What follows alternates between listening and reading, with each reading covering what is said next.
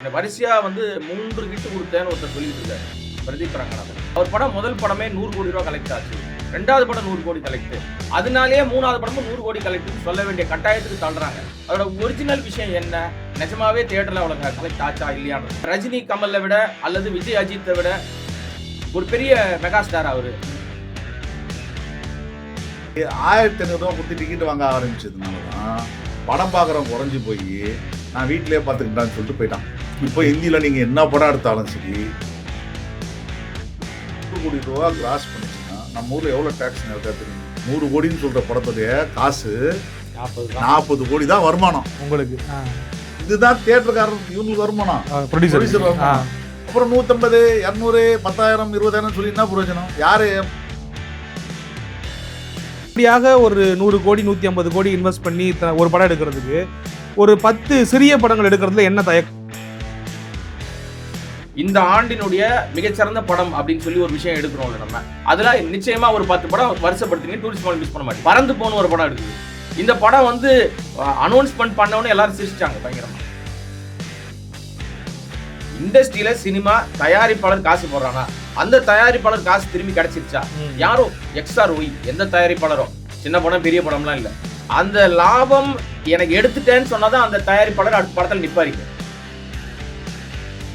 இப்ப ரஜினிகாந்தோ அல்ல விஜயோ ஒரு படம் எடுக்கிறாரு அப்படின்னா, இப்ப விஜய் இதுதான் கடைசி படம்னு சொல்லிட்டாரு, நடிக்க போறாரு, அது வேற விஷயம். இதுதான் கடைசி படம் சொல்லிட்டாருன்னு வச்சுங்க. ஆனா இதுக்கப்புறம் விஜய் படமே வராதுன்னா இப்ப தியேட்டர் ஓடாதா? தியேட்டர்ல வேற படமே வராதா? விஜய் இல்லைன்னா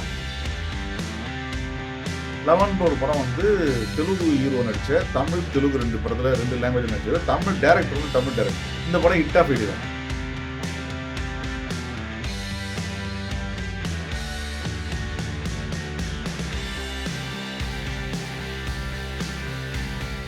இந்தியா தமிழ் நேயர்களுக்கு வணக்கம். இயரோட எண்டில் இருக்கிறோம். இந்தியாவில் இருக்கக்கூடிய மனிதர்களையும் டயபெட்டிஸையும் எப்படி பிரிக்க முடியாதோ அதுபோல் தமிழ்நாட்டில் இருக்கக்கூடிய நம்மளையும் சினிமாவையும் பிரிக்கவே முடியாது. சினிமா எப்படி இருக்குது, சினிமாவை ரசிக்கும் போது அது குறித்து யோசனையை தாண்டி அந்த படம் வெற்றி பெற்றுச்சா இல்லையா, அந்த படம் எவ்வளோ வசூல் பண்ணியிருக்கு, குறிப்பாக இந்த பெரிய நடிகர்களுடைய ரசிகர்களுக்கெல்லாம் வந்துட்டு நம்ம தலைவர் முதல் இடத்துல இருக்காரா 2வது இடத்துல இருக்காரா, இப்படி பல தேடல்கள் நிறைந்த ஒரு களமாக தான் தமிழ் சினிமா களம் இருக்குது. ரசிகர்கள் அந்த ஆர்வத்தில் எப்பயுமே இருந்துக்கிட்டு இருக்காங்க. நமக்கு அதை பற்றிலாம் அவ்வளோவா தெரியாது இல்லையா. அதனால் சினிமாவிலேயே பல காலம் நீந்தி கொண்டிருக்கக்கூடிய ரெனவுண்டு ஜேர்னலிஸ்ட் 2 பேர் வந்து நம்ம கூட வந்திருக்காங்க. அவங்ககிட்ட நிறைய விஷயங்கள் பேச போகிறோம். ஒருத்தர் வந்துட்டு கோடாங்கி அண்ணன் அவர்கள், இன்னொருத்தர் கேபிள் சங்கர் ஐயா அவர்கள். வணக்கம் சார், 2 பேருக்கும் வணக்கம். நான் சொன்ன மாதிரி சினிமா வந்துட்டு நம்மக்கிட்ட இருந்து பிரிக்கவே முடியாது. அதனால் இந்த வருஷத்தினுடைய கடைசியில் இந்த வருஷம் எப்படி இருக்குது அப்படிங்கிறத அவங்ககிட்ட கேட்டு தெரிஞ்சுக்கலான்ட்டு, முதல்ல இந்த வருஷத்தினுடைய படங்களை பார்க்குறப்ப பொதுவாக வந்துட்டு எப்படி தமிழ் சினிமா அடையாளப்படுத்தப்படுதுனாக்கா பெரிய படங்களை வச்சு தான். ரஜினி படம், கமல் படம், விஜய் படம், அஜித் படம் அப்படின்னு பார்க்கப்ப பெருசாக எந்த படமும் ஹிட் ஆன மாதிரி தெரியலையே, எக்ஸ்பெக்டேஷன் அளவுக்கு ரீச் ஆன மாதிரி தெரியலையே அப்படின்னும்பொழுது இந்த வருஷம் ரொம்ப ட்ராட்டோ வறட்சியாக இருக்கும் தமிழ் சினிமா கலெக்ஷன் வைஸ் அப்படிங்கிற மாதிரி தோணுது. ஆனால் உங்களுக்கு தான் தெரியும், நீங்கள் உள்ளே இருந்து நோட் பண்ணக்கூடிய ஆளுங்கிறதால நீங்கள் சொல்லுங்கள் எப்படி இருக்குது இந்த வருஷம்? ஆக்சுவலாக என்ன ஒரு விஷயம் அப்படின்னா, கடந்த சில வருடங்களை விட இந்த 2025 அது வந்து தமிழ் சினிமாவுக்கு ஒரு கோல்டன் இயர்னே சொல்லலாம். ஓகே, நிறைய படங்கள் இன்னைக்கு கிட்டத்தட்ட ஒரு 250 படங்களுக்கு மேலே இந்த வருஷம் வந்திருக்கு. அதில் வந்து குறிப்பிட்ட தக்க படங்கள் நீங்கள் சொல்கிற மாதிரி தமிழ் சினிமா அப்படின்னு இல்லை, எந்த சினிமா எடுத்தாலும் அங்கே சூப்பர் ஸ்டார் படம் ஓடினாதான், இல்லைனா பெரிய ஹீரோக்கள் படம் ஓடினாதான் அந்த சினிமா நல்லா இருக்குன்னு நினைக்கிறாங்களா, அந்த எண்ணமே முதல்ல தப்பு. படம் நல்லா இல்லாமல் நல்லா இருக்குது எதை வச்சு சொல்கிறாங்க, எதை ஐடென்டிஃபை பண்ணுறாங்கன்னா, படம் போட்ட தயாரிப்பாளர் போட்ட காசை எடுத்துட்டாலே அந்த படம் வந்து அவரை பொறுத்த வரைக்கும் ஹிட்டு. திரும்ப அவர் அதே தொழிலில் முதலீடு பண்ணுவார். அதானே நம்ம அடையாளம், குறியீடு அதானே. அதை தாண்டி மக்கள்கிட்ட ஐடென்டிஃபிகேஷனாக வர்றது வந்து ஒரு பெருசாக பேசப்படுறது, வைரல் ஆகிறது, திருப்பி ரிப்பீட் ஆடியன்ஸ் வர்றது, இப்படின்னு நிறைய கேட்டகரி இருக்குது. இங்கே தமிழ் சினிமாவில் எப்போவுமே பார்த்தீங்கன்னா அது எம்ஜிஆர் சிவாஜி காலத்துலேருந்தே எடுத்து என்ன வருவோம்னா இந்த மாதிரி ஒரு ரேஷியோ வச்சுருக்காங்க. எம்ஜிஆர் சிவாஜி, ரஜினி கமல், அஜித் விஜய் அப்படின்னு ஒரு கேட்டகரி வச்சுருக்காங்கல்ல. இந்த மாதிரி படங்கள் இப்போ அதெல்லாம் இல்லை, அதெல்லாம் உடஞ்சி ரொம்ப நாள் ஆயிடுச்சு. இப்பெல்லாம் சாதாரணமாக வரக்கூடிய மணிகண்டன் படம் வரிசையா பல படங்கள் வந்து எத்தனையோ படங்கள் அவருடைய படங்கள் வந்து மக்கள்கிட்ட அவ்வளோ ரீச் ஆயிருக்கு. எவ்வளவு நாள் எங்க போனார் இவரு அப்படின்னு. இந்த மணிகண்டனை எப்படி எல்லாருக்கும் டக்குன்னு ஐடென்டிஃபை அப்படின்னா, ஜெய்பீம்ல அடி வாங்குற மணிகண்டன், செத்து போற மணிகண்டன் ஒரு அந்த கேரக்டர் இல்ல, அதை தாண்டி அவர் பண்ண படங்கள் ஏகப்பட்ட படங்கள் நம்ம சொல்ல முடியும்.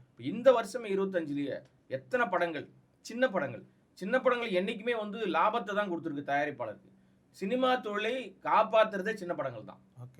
சின்ன தயாரிப்பாளர்கள் குறைந்த முதலீட்டு தயார் சின்ன படம்ன்றது எதை வச்சு அடையாளப்படுத்துறாங்க அப்படின்னா ஆர்டிஸ்ட் வேல்யூ இல்லாம இருக்கும்னு சொல்லுவாங்க, டைரக்டர் வேல்யூ இல்லாம இருக்கும்னு சொல்லுவாங்க, அதுல வந்து இந்த விஷயங்கள் இருக்கும், மெகா பட்ஜெட் இல்லைன்னுவாங்க. அப்படிலாம் கிடையாதுங்க. படம் வெற்றி பெற்றால் அந்த படம் வந்து பெரிய படம். இப்ப உதாரணத்துக்கு வந்து நீங்க 300 கோடி ரூபாய் படம் எடுக்கிறாங்க, அது வந்து 301 கோடி ரூபாய் வசூல் பண்ணிருச்சுன்னா ஹிட் படம் அது. 3 கோடி ரூபாய் படம் எடுத்துட்டு 30 கோடி ரூபாய் லாபம் சம்பாரிச்சா அந்த படம் ஹிட் படம். எந்த கேட்டகரியில் நம்ம எடுக்கிறோம்? வரிசையா வந்து 3 ஹிட் கொடுத்தேன்னு ஒருத்தர் சொல்லிட்டு இருக்காரு, பிரதீப் ரங்கநாதன். இந்த லாஸ்டா வந்த படம் ஹிட்டா இல்லையான்றதெல்லாம் அப்புறம் அது தனி விஷயம் அது. ஆனால் அவரை குறித்து இங்க ஒப்பீடு என்னவா இருக்குன்னா, அவர் படம் முதல் படமே 100 கோடி ரூபாய் கலெக்ட் ஆச்சு, 2வது படம் 100 கோடி கலெக்ட், அதனாலேயே 3வது படமும் 100 கோடி கலெக்ட்னு சொல்ல வேண்டிய கட்டாயத்துக்கு தள்ளுறாங்க. அதோட ஒரிஜினல் விஷயம் என்ன, நிஜமாவே தியேட்டர்ல அவ்வளவு கலெக்ட் ஆச்சா இல்லையான்றது. அவர் யாரு? இப்ப ரஜினி கமலை விட அல்லது விஜய் அஜித்தை விட ஒரு பெரிய மெகா ஸ்டார் அவரு கிடையாது. எடுத்ததே ஒரு படம் தான், கோமாளின்னு ஒரு டைரக்டர். அதுக்கப்புறம் அவரே அடுத்த படத்துல ஹீரோவா மாறிட்டார். இப்படி நிறைய விஷயங்கள் நம்ம நிறைய பேசலாம். அதனால இங்க தமிழ் சினிமா 2025ல ஆரோக்கியமா இருக்கு, நல்லா இருக்கு, நிறைய லாபத்தை தயாரிப்பாளருக்கு கொடுத்துருக்கு. நான் ஏன் தயாரிப்பாளர் திரும்ப சொல்றேன்னா, அந்த தயாரிப்பாளர் தான் திரும்பி படம் எடுக்க வருவாங்க. அதனால அதை சொல்றேன். என்னை விட அதிகமா அதே துறைக்குள்ள நான் வந்து ஒரு செய்தியாளரா இருக்கேன், ஒரு படம் இப்ப டைரக்ட் பண்ணிட்டு இருக்கேன். ஸோ அந்த அனுபவத்தை விட படங்கள் பண்ணவர், நிறைய படங்கள் குறித்து இப்போ நிறைய டிஸ்கஷனில் உட்காந்து நிறைய விஷயங்கள் பார்த்துக்கிட்டு இருக்காரு. எங்கள் அண்ணன் பக்கத்தில் இருக்காரு, இன்னும் நிறைய விஷயத்தை அவர் சொல்லுவார், அவருகிட்டையும் ஆடியன்ஸ் கிட்ட ஒரு விஷயங்கள் சொல்லுவார். சார், உங்களுடைய முதல் கட்ட பார்வை இந்த வருஷம் எப்படி இருக்கு? உண்மையிலேயே மக்களுடைய பார்வையில் தர்ற மாதிரி வறட்சியா இல்லை கொஞ்சம் மகிழ்ச்சி தானா சினிமாவை பொறுத்த வரைக்கும்? தமிழ் சினிமா நாசமாக போயிடுது. எந்த அளவுக்கு விளங்காது, அவன் வாங்க மாட்டேன்றான், இவன் விற்க மாட்டேன்றான், எங்கேயாத்துலேயும் மோசமாக இருக்குது. ஆனால் வந்து நாங்கள் புதுசாக தேட்டரை கட்டிகிட்டே இருப்போம், புதுசாக பெரிய படங்கள் 100 கோடி 200 கோடி அனௌன்ஸ் பண்ணுவோம். ஆனால் இண்டஸ்ட்ரி மோசமாக இருக்குது, யாரும் எதுவும் வாங்குறதில்ல, நாசமாக போச்சு. நீங்கள் எதில் அதில் போடாதீங்க, இதில் போடாதீங்க, அதை பண்ணாதீங்கன்னு சொல்லி ஒரு கூட்டம் சொல்லிக்கிட்டே இருக்குது. உண்மையாக சொல்லப்போனால் அதெல்லாம் வந்து வாங்குறதில்லன்றது உண்மைதான். ஏன் வாங்காமல் போனாங்கன்றதுக்கு ஒரு காரணம் அது.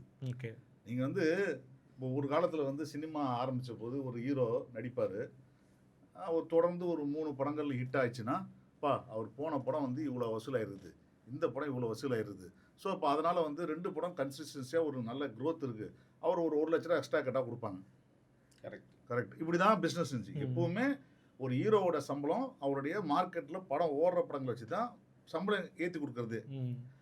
அப்போ கூட என்ன பண்ணுவாங்கன்னா, உங்களுக்கு 1 லட்ச ரூபா கேட்குறதுனா படத்தோட ப்ரொடக்ஷனு இதெல்லாம் வந்து எல்லாம் ஏறும், மற்றதெல்லாம் பார்த்து பண்ணுவாங்க. ஏன்னா அன்றைக்கி இருந்த ஒரே ரெவென்யூ வந்து சினிமா தியேட்டர் மட்டும்தான். அது அங்கேருந்து ஓடிடிக்கு முன்னாடி டிஜிட்டல் வரும்போது, அதாவது நான் சொல்கிறது வந்து சேட்டலைட் சேனல் வரும்போது, உங்களுக்கு சேட்டலைட் சேனலில் ஒரு படம் விற்க ஆரம்பிச்சிச்சு. அப்போது இந்த ஹீரோ படம்லாம் உடனே வாங்கிக்கிறாங்கப்பா சேட்டலைட்டில், அதனால் நம்ம வந்து அவருக்கு நல்ல மார்க்கெட் இருக்குன்னு சொல்லிட்டு ஒரு 10 ப்ரொடியூசர் போய் கேட்குறாங்க. இந்த 10 ப்ரொடியூசருக்கு கேட்கும்போது என்ன பண்ணுவாங்க, ஆட்டோமேட்டிக்காக சரி என் படம் எவ்வளோ சேட்டலைட் போகுது, 40 லட்சம் போகுது சார், 50 லட்சம் போகுது சார், 1 கோடி, அப்போ 1 கோடி ரூபா எனக்கு சம்பளம்ட்டாங்க. இப்போது ஒரு படம் நல்லா போகிற படம் தொடர்ந்து விடும்போது மட்டும்தான் அது 1 கோடி வியாபாரம்.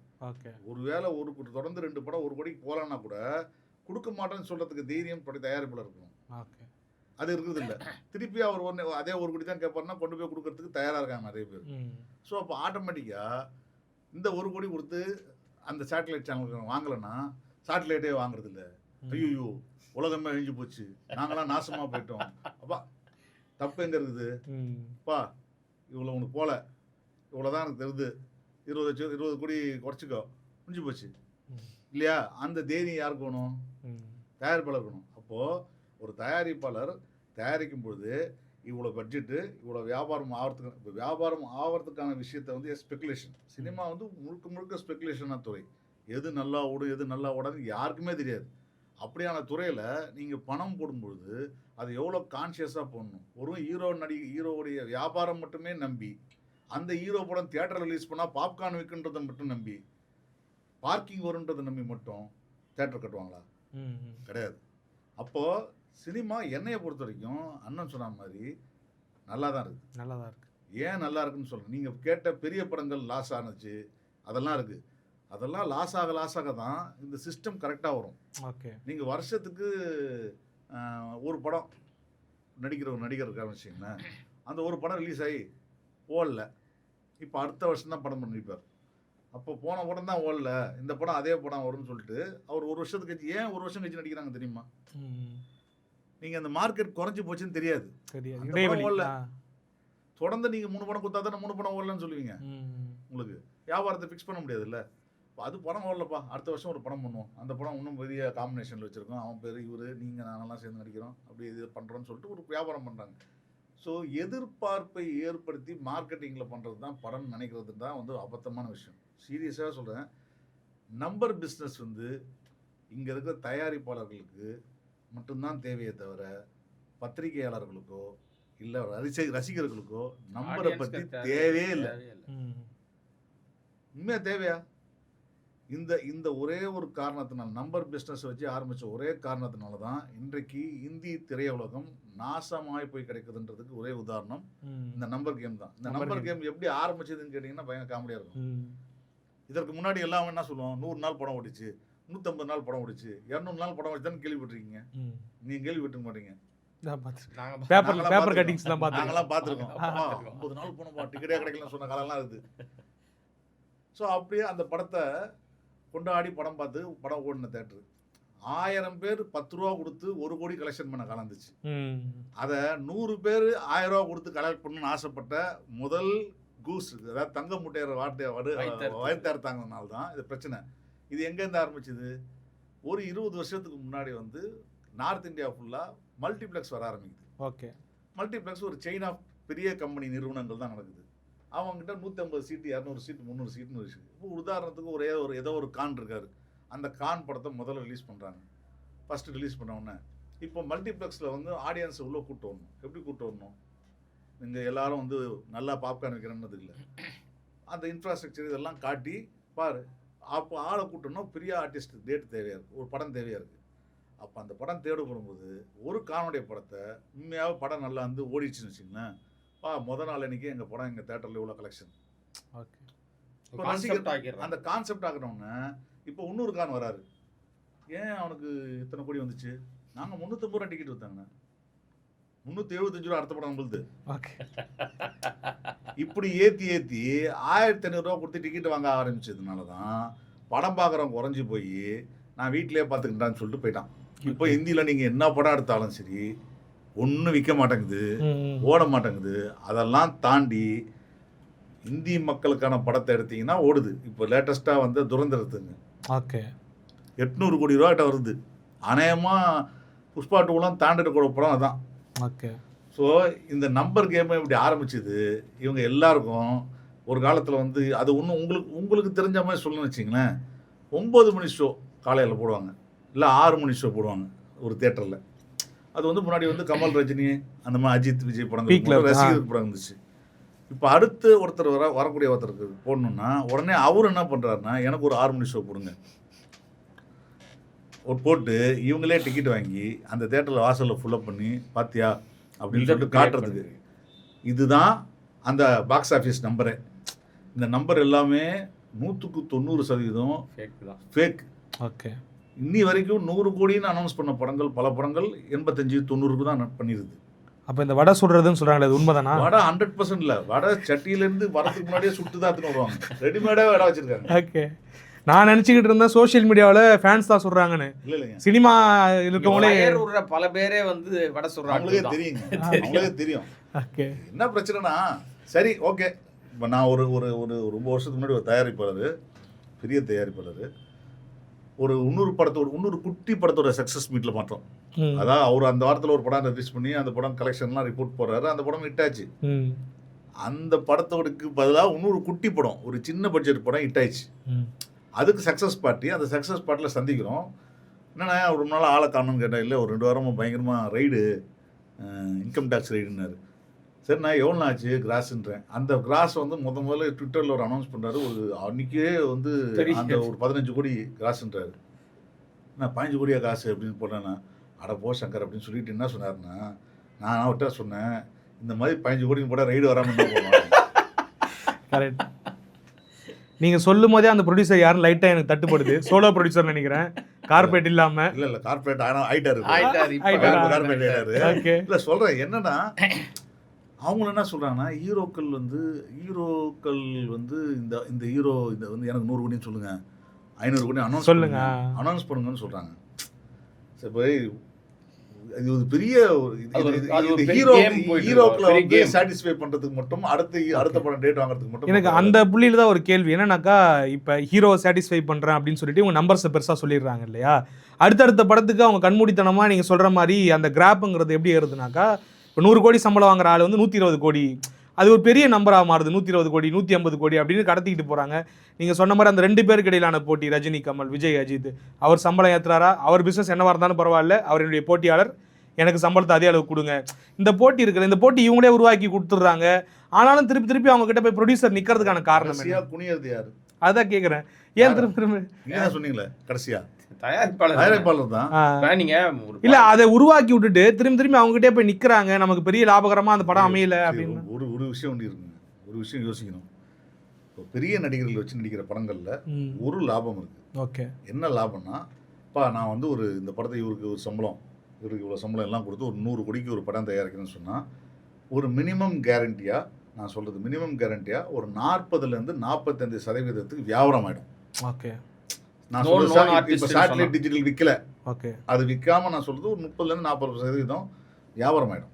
டேபிள்ல நமக்கு கொஞ்சம் ஒரு காசு, இப்போ நான் அந்த காசை நம்பி வேலை செய்யணும். ஓகே, இதுக்கு அப்புறம் வந்து இந்த சேட்டலைட் டிஜிட்டலும் வந்து முன்னாடியே போயிடுச்சுன்னா நமக்கு வந்து அந்த காசை வச்சுட்டு படத்தை ரிலீஸ் பண்ணிடலாம். அதுக்கப்புறம் இருக்கிற ஒரு 20-30 கோடியை வந்து தியேட்டரில் போட்டு அதை 100 கோடி 200 கோடின்னு போய் சொல்லி அதை கழிச்சா, இப்போ எல்லாருக்கும் ஒரு உண்மையான விஷயம் வந்து தெரிஞ்சுக்கிற விஷயம், 100 கோடி ரூபா கிராஸ் பண்ணிச்சுன்னா நம்ம ஊரில் எவ்வளோ டேக்ஸ் இருக்கா தெரியுமா? 18% டேக்ஸ் போயிடும். ஓகே, 18 லட்சம் 100 கோடியில் எத்தனை கோடி போயிடும்? 18 கோடி போயிடும். 18 கோடி போயிடும். அதுக்கப்புறம் 4% வந்து லோக்கல் பாடி டேக்ஸ். ஓகே, அது எவ்வளோ போகும்? 4 கோடி போயிடும். ஸோ மொத்தம் எவ்வளோ போச்சு? 22 கோடி. 22 கோடி போச்சு. அப்புறம் இதர பத்திர செலவுகள், அப்புறம் மீடியேட்டர் காசு, போஸ்டர் ஓட்டினவங்க காசு, அப்புறம் அவன் அங்கேருந்து பில்லு போடுற அதெல்லாம் ஒன்றும் கொடுமையெல்லாம் இருக்குது. அது விடுங்க, இதெல்லாம் போச்சு 25% போயிடுச்சு. 25 கோடி போயிடுச்சு. மிச்சம் இருக்கிற காசு எவ்வளோ? ஓகே, 75 கோடி. 75 கோடியில் ஒரு பெரிய நடிகர்கள் படம் ஃபர்ஸ்ட் வீக் வந்து 70% ஷேரு, ப்ரொடியூசருக்கு 70% ஷேரு, இவனுக்கு 30% ஷேருன்னா ஃபர்ஸ்ட் வீக்கு மட்டுமே சினிமா கிடையாது. 2வது வாரத்துலேருந்து 50% ஆயிரும். நிறைய நாள் ஓட்டி நிற்பாங்க மல்டிப்ளெக்ஸில். மல்டிப்ளெக்ஸில் வந்து வாங்க 8 வாரம் ஓடிச்சுங்க மல்டிப்ளெக்ஸ்னா, 8 வாரம் இல்லை, 3வது வாரத்துக்கு அப்புறம் மல்டிப்ளெக்ஸில் ஓடிச்சுன்னா 60-40 உல்ட்டாயிரும். 60 அவனுக்கு, இவனுக்கு 40 ஆயிரும். அது யாருக்கும் தெரியாது. இப்போ உங்களுக்கு இந்த கிராஸ் சொல்லிட்டேன்ல, ஆனன் ஆவரேஜா 70%க்கு பதிலாக 60% வச்சுங்க. 75ல் 60% என்ன? 75ல் 60%. 60%னா 40 கோடி. 40. ஸோ உங்கள் படம் 100 கோடின்னு சொல்கிற படத்துடைய காசு 40 கோடி தான் வருமானம் உங்களுக்கு. இதுதான் தியேட்டருக்காரன் இவங்களுக்கு வருமானம், ப்ரொடியூசர் வருமானம். அப்புறம் 150, 200, 10,000, 20,000 சொல்லி என்ன பிரயோஜனம்? யாரு ஏற்றி விடுறதுக்கு இது? அதுதான் கேட்குறேன். ஏன்னாக்கா உங்ககிட்ட அந்த கேள்வி கேட்குறேன். இவ்வளோ சிக்கல் இருக்குது பெரிய நடிகளோட படம் எடுக்கிறதுல. அதையும் தாண்டி சில விஷயங்கள்லாம் இருக்குது. பெரிய நடிகர் சிக்கல்லாம் தாண்டி வியாபாரம் இருக்குது. எனக்கு என்னன்னாக்கா, இப்படியாக ஒரு 100 கோடி 150 கோடி இன்வெஸ்ட் பண்ணி ஒரு படம் எடுக்கிறதுக்கு ஒரு 10 சிறிய படங்கள் எடுக்கிறதுல என்ன தயக்கம்? நிறைய ப்ரொடியூசர்ஸ் இருக்காங்க, ரெனவுண்ட் ப்ரொடியூசர்ஸ் நிறைய பேர் இருக்கிறாங்க. நான் பேர் கூட சொல்கிறேனே, இப்போ தானு மாதிரி நாட்கள் வந்து சின்ன படங்களும் எடுக்கிறாங்க, ரேராக எடுக்கிறாங்க.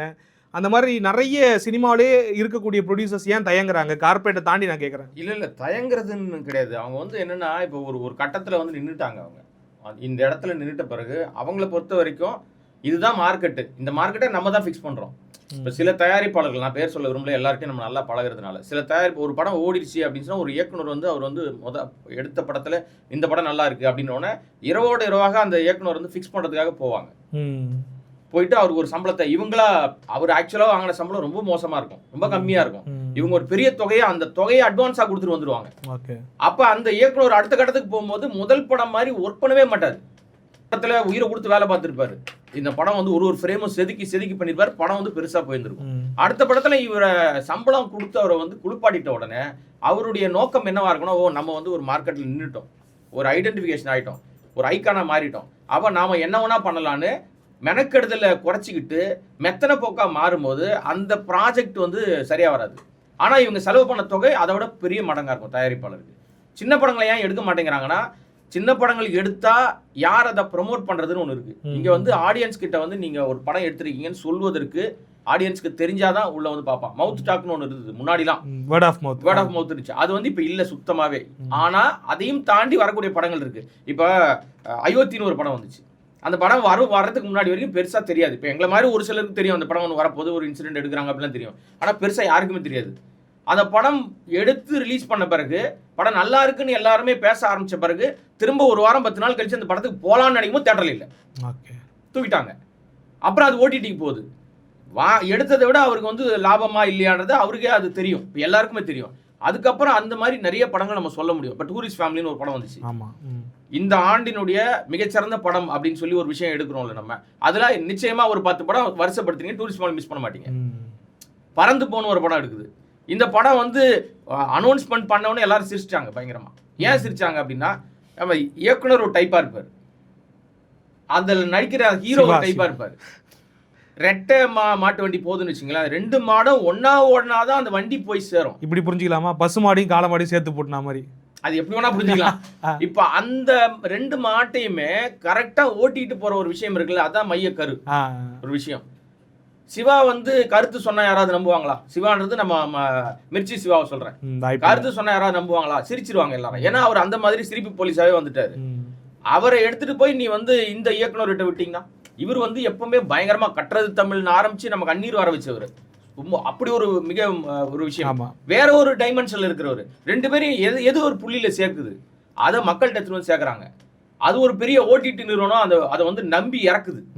ஓகே வாங்க நீங்க அப்படின்னு இறக்குது. ஒரு பயங்கரமான விஷயம் அந்த படத்தை பத்தி. இந்த படம் வந்து ஃபர்ஸ்ட் காப்பி வந்து சினிமாக்கு தியேட்டருக்காக எடுக்கப்பட்ட படமே இல்லை.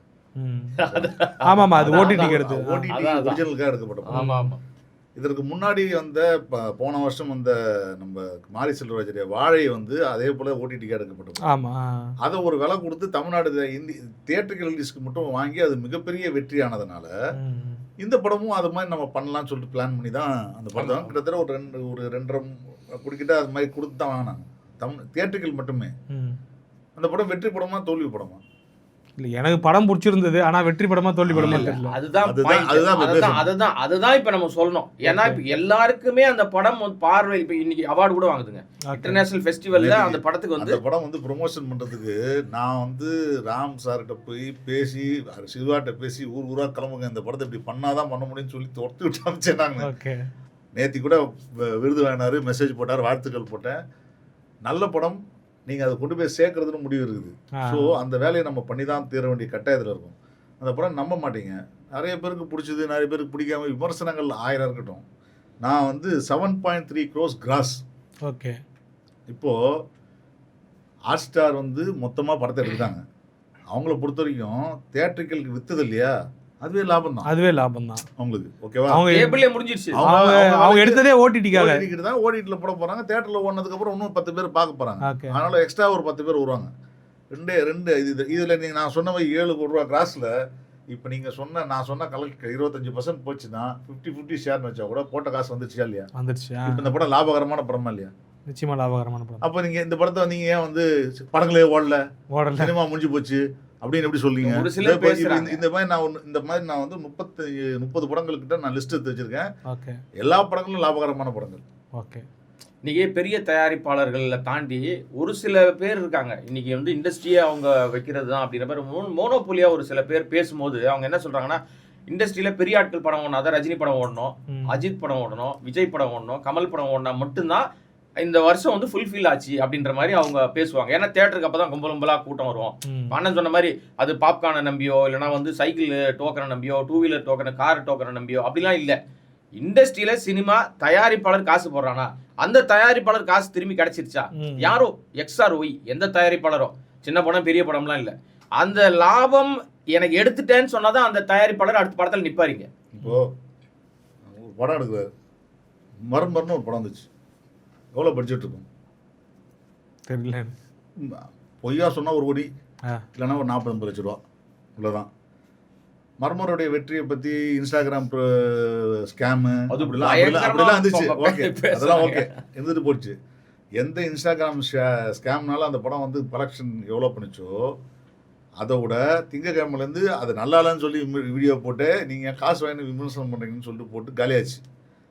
ஆனால் வெற்றின்னு யோசிச்சிங்கன்னா தயாரிப்பாளர் போட்டது ஒரு 40-50 லட்ச ரூபா, பப்ளிசிட்டி அது ப்ரொமோஷன்லாம் சேர்த்தா ஒரு 1 கோடி ரூபா செலவு பண்ண வச்சிங்கன்னா, தியேட்ரிக்கல் மட்டுமே அந்த படம் வந்து எவ்வளோ பண்ணியிருக்குன்னா, மர்மர் 5.8 crores கிராஸ். ஓகே, 5.8 கோடி. ஆமாம், தயாரிப்பு எவ்வளவு பாரு, 1 கோடி ரூபா தான். இப்போ அந்த படம் நல்லா இல்லை, ஆனால் ஒருத்தர் ஏதோ ஒரு ஐடியா பண்ணி மார்க்கெட் பண்ணார், சம்பாஸ்டர். பெருசு படம் ஹிட் ஆஃப் தான். பெருசு படம் தெரியலையே. அதுதான் இப்போ இந்த படம் நான் இப்போ ஏன் இந்த சின்ன படங்கள்லாம் சொல்லுங்க கேளுங்க. இதே நடிகர் நடித்த படம் வியாபாரமே ஆகாமல் போயிருக்குது, எல்லாமே இருக்குது. ஆனால் பெருசு படத்தை பொறுத்த வரைக்கும் அந்த படம் தமிழ், தெலுங்கு, சிங்களம் 2 லாங்குவேஜ் எடுத்தாங்க. சிங்களம் முதல்ல எடுத்துட்டாங்க, அதுக்கப்புறம் தமிழ் எடுத்தாங்க. இப்போ இந்த படத்தை 2த்துக்கு ஒரே டைரக்டர் தான். இந்த படத்துக்கு ஒரு செலவு மிஞ்சி போச்சுன்னா ஒரு 3 கோடி ரூபா வச்சுக்கோங்க. அதிகபட்சமாக 3 கோடி ரூபா. அதிகபட்சம் அது 3 கோடி. அதான் அதிகபட்சமாக அவ்வளோவா 3 கோடின்னு வச்சிங்களேன். இந்த 3 கோடி படத்தை நெட்ஃப்ளிக்ஸில் படம் கொடுத்துட்டாங்க. நெட்ஃப்ளிக்ஸில் படத்தை கொடுத்துட்டாங்க, ஓடிடி முதலே வந்துட்டாங்க. இப்போ தியேட்டரில் வந்த படம் வந்து ஒரு 3.3 crore கிராஸ் வருது, ஒரு 1.5 கோடி ரூபா ஷேர் வருதுன்னு வச்சிங்களேன். இதுக்கு மேலே என்ன வேணும்? இந்த படம் லாபமா நஷ்டமா? நீங்கள் என்ன 100 கோடி வந்தால் தான் ஒத்துப்பீங்களா? ஆகலா தமிழ் சினிமா நல்லா தான் இருக்கு. நான் சொல்றது இது இன்னொரு சின்ன படம் சொல்கிறேன், இன்னும் குட்டி படம் சொல்கிறேன். 11 ஒரு படம். ஓகே, 11 ஒரு படம் வந்து தெலுங்கு ஹீரோ நடித்த, தமிழ் தெலுங்கு 2 படத்தில் 2 லாங்குவேஜில் நடிச்சது. தமிழ் டேரக்டர் வந்து தமிழ் டேரக்டர், டேரக்டர் வந்து தமிழ் டேரக்டர் தான். இந்த படம் ஹிட் ஆஃப் ஃபெயிலியரா சொல்லுங்களேன். டேட்டாவா எனக்கு தெரியாது. டேட்டா விட்டுருங்க. நீங்க வந்து காலம் வரும்போது ஹிட் அப்படின்னு சொல்றீங்களா? இந்த படம் ஹிட் ஆகல தானே சொல்லுவீங்க. அந்த மாதிரி ஹிட் ஆன மாதிரி என் காதுக்கு இது வரல. அதாங்க, இதுதான் உங்க காதுக்கு சொல்றது எல்லாமே 150 கோடி 200 கோடி நம்பர் இமேஜினேஷன்ல கொண்டு உட்கார வச்சிட்டாங்க. ஆனா சினிமா அது கிடையாது. இல்ல சினிமா இப்போ 11 படத்தோடைய தமிழ் தெலுங்கு 2 ஒரே நாள் ரிலீஸ் ஆச்சு. தெலுங்குல அந்த படம் சுத்தமா போகவே இல்லை. ஆனா அந்த ஹீரோ தெலுங்குல தான் ஃபேமஸ். ஓகே, ஓகேவா? Director Tamil director. ஆனா அந்த படத்துடைய யாருக்குமே தெரியாதவன் அந்த படம் ஓடின கிராஸ் எவ்வளவு தெரியுமா? 5 crores. ஓகே, அதை விட இன்னொரு ஆச்சரியமான விஷயம் சொல்றேன். அந்த படம் அமேசான்ல தமிழ் தெலுங்கு ஹிந்தி எல்லா லாங்குவேஜ்லையும் போட்டு கிட்டத்தட்ட ஒரு 2 கோடி ரூபா வரைக்கும் ரெவன்யூ ஷேர்ல சம்பாதிச்சிருக்குது. ஓகே, இப்போ சினிமா நல்லா அதா இல்லையா? நல்லா இருக்கு. இப்போ நீங்க சொன்ன அடிப்படையில் பார்க்கும்போது நல்லா இருக்கு. அது இதுதாங்க சினிமா. ஓகே, ஆக்சுவலா இப்படிதான் நம்ம சினிமாவை வரையறை அணுகணுமே. ஆமா, நீங்க வந்து இண்டஸ்ட்ரிக்குள்ள போய் நீங்க வந்து மக்கள்கிட்ட இதுவே பொழுதுபோக்கு துறை தானே. ஒரு ஹாப்பியா இருக்கிறதுக்கு ஒரு மைண்ட் செட்டோட தானே உள்ள வரான் தியேட்டருக்குள்ள. அவனுக்கு நீ என்ன கொடுக்குறீங்கன்றதான முக்கியம். ஒரு படம் எடுக்கிறாங்க, ஒரு உச்ச நடிகர்னு வச்சுங்க. இப்போ ரஜினிகாந்தோ அல்ல விஜயோ ஒரு படம் எடுக்கிறாரு அப்படின்னா, இப்போ விஜய் இதுதான் கடைசி படம்னு சொல்லிட்டாரு, நடிக்க போறாரு, அது வேற விஷயம். இதான் கடைசி படம் சொல்லிட்டாருன்னு வச்சுங்க.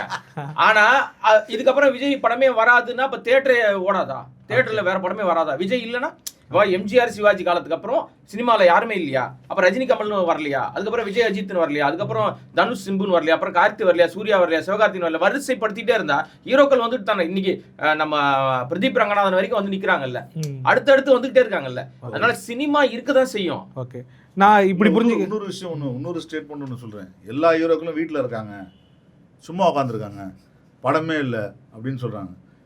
யார்கிட்டயாவது 2 பெரிய ஹீரோ டேட் வாங்கி கொடுங்க, அண்ணா படம் எடுக்க ரெடி, அண்ணா ரெடி. ஏன்னா இப்போ நம்ம நண்பர் ஒருத்தர் வந்து ஃபோன் பண்ணார். தேனி அந்த ஏரியாவில் ஷூட்டிங் நடக்குது. ஒரு சைடில் வந்து சிம்பு படம் ஓடிட்டு இருக்கு அந்த ஏரியாவில், கோயில்பட்டியில் போகுது. இன்னொரு படத்தில் சிம்புதேவன் படம் வந்து விமல் படம் ஓடிட்டு இருக்கு ஷூட்டிங். இன்னொரு படத்தில் தனுஷோடைய அடுத்த படம் ஓடிட்டு இருக்கு. ஓகே, இவங்கெல்லாம் வேலை இல்லாமல் இருக்காங்களா? ஓகே, இண்டஸ்ட்ரி பரபரப்பாக தான் இருக்கு. எப்படி ஒரே விஷயம் இவங்களுக்கு தியேட்டரில் 100 கோடி வரல 200 கோடி வரலன்றது அந்த நம்பர்ஸை பேசுனீங்கன்னா, உண்மையாக சொல்லப்போனால் தக் லைஃப் வந்து தோல்வி படமே கிடையாது அவங்களுக்கு. ஓகே, ஏன்னா அவரே வந்து ப்ரொடியூசர்ன்றது இல்லையா? அவரும் மணிரத்னமும் producer, one of the share holders. லாபத்தில் தான் அவங்களுக்கு பங்கு. படம் செலவு பண்ண காசுக்கு எல்லா ரைட்ஸும் வித்துட்டாங்க. யாருக்குமே கடன் கிடையாது அந்த படத்தில். எல்லா டிஸ்ட்ரிபியூட்டரும் காசு தர தேவையில்லை, ஓன வரைக்கும் அவங்களுக்கு லாபம் தான். ஓகே, வெற்றின்றது நீங்க எப்படி அளவுல பண்றீங்க? நம்பர்ஸ் மட்டுமே வச்சு நீங்க எடை போடாதீங்க. நம்பர்ஸ் வச்சு தான் இங்க எடை போடுறாங்க. எடை போடாதீங்க. திரும்ப நம்ம சொல்ற விஷயம் நானும் அதை தான் சொல்றோம். என்னன்னா, நீங்க நம்பர்ஸ்குள்ள நிக்காதீங்க. நம்பர் சினிமா கிடையாது. இது வந்து எமோஷனல் ஏரியா. ஓகே, கனெக்ட் ஆகணும். ஆடியன்ஸ்க்கும் நீங்க எடுக்கிறதும் கனெக்ட் ஆகணும். அதை கொண்டு போய் கரெக்டா சேர்த்தீங்கன்னா பணம் போட்டவருக்கு காசு கிடைச்சிடும். அவ்வளவுதான். நம்பர் வந்து யாருக்கு தேவைன்னா ப்ரொடியூசருக்கு மட்டும்தான் தேவை. ஓகே, ரசிகர்களுக்கு தேவையில்லை. அப்போ ப்ரொடியூசர் இந்த நம்பர் போன வாட்டி படம் பண்ணல அப்படின்னா நான் பண்ண மாட்டேன்னு சொல்ற தைரியம் இருக்கிறவங்க தான் ப்ரொடியூசர். ஓகே, இல்ல பரவாயில்ல அவர் கேட்பாரு நான் கொடுப்பேன் அடுத்த படத்துல பாத்துக்கலாம்னு சொன்னா எல்லாருமே பெருசா இருக்கும்போது பெருசா பேர் வாங்குறதுக்கு நினைக்கிறாங்க. ஆனா ஒரே ஒரு தோல்வி, அதான் சொல்றேன், 100 கோடி ரூபாய் செலவு பண்ணி 101 கோடி ரூபாய் சம்பாதிக்குது வெற்றியா, ஒரு 3 கோடி ரூபாய் செலவு பண்ணி கிட்டத்தட்ட சில கோடி சம்பாதிக்குது பெருசா. அவ்வளவுதான். டூரிஸ்ட் ஃபேமிலி தான் அப்ப ஹியூஜ் சக்சஸ். அப்படி இல்ல, அது மாதிரி எத்தனையோ படங்கள் உதாரணம் சொல்லலாம். இல்ல இந்த வருஷத்துல சொல்றேன். டூரிஸ்ட் ஃபேமிலி பட்ஜெட் வந்து கிட்டத்தட்ட 6-7 கோடி ரூபாய். ஆமா, நான் சொல்ற பெருசு வந்து பட்ஜெட்டுக்கு யோசிச்சிங்க, ரொம்ப கம்மி. இது என்னது ஆரம்பலை படத்தை எடுத்துங்க. ஆரம்பலை படம் வந்து ஒரு ஒரு 2 கோடிக்கு மேல இருக்கா செலவு. எல்லாமே வந்துட்டு சில டைம்ஸ் அதாவது சில மடங்குகள் அதிகமா சம்பாரிச்சு கொடுக்குது. பிரச்சனை என்னன்னா எல்லாரும் இதை பத்தி பேசணும், எல்லாரும் சோஷியல் மீடியாவில் பேசணும், எல்லாரும் ரீல்ஸ் பண்ணணும், எல்லாரும் நம்பரை பத்தி பேசணும். இந்த பொய் வந்து திரும்ப திரும்ப சொல்லி சொல்லி அவங்க வந்து ஆள் ஆக்குறாங்க. அப்படி இங்க ஒன்றும் இல்லைங்க, ஒரு சின்ன ஹீரோ கூட 3 படம் பண்ணிட்டு இருக்காப்புல. ஓகே, இப்போ ஒரு குட்டி ஹீரோ ஒரு 2 படம் பண்ணிட்டு இருக்க ஹீரோ, 2 படம் சுமாரா இருக்கிற ஹீரோ, எல்லாரும் 3 படம் பண்ணிட்டு இருக்காங்க. ஓகே, அப்படி யாருமே இல்ல, சும்மா இல்ல, யாருமே சும்மா இல்லமா. அப்ப எங்களை ஏமாத்தாதீங்க, சினிமா வந்துட்டு இங்க நல்லா இல்ல, எங்களை வராதீங்கன்னு சொல்லாதீங்க. சினிமா நல்லா இல்ல, யாருக்கு நல்லா இல்ல, நீங்க கூட்டம் கூட்டமா வரணும்னு எதிர்பார்த்தீங்கன்னா முடியாது. சினிமா என்டர்டைன்மெண்ட் இருக்கிற படங்கள் தியேட்டருக்கு வந்து பார்க்குறாங்க. சினிமா நல்லா இல்லைன்னா நான் ஒரே ஒரு கேள்வி கேட்குறேன், இருக்கிற எல்லா பெரிய ஆட்களும் தமிழ்நாட்டில் இருக்கிற எல்லா மூடப்பட்ட தியேட்டர்களையும் லீஸுக்கு எடுத்து ரினோவேட் பண்ணி ஏன் பண்ணணும், ஏன் பண்றீங்க?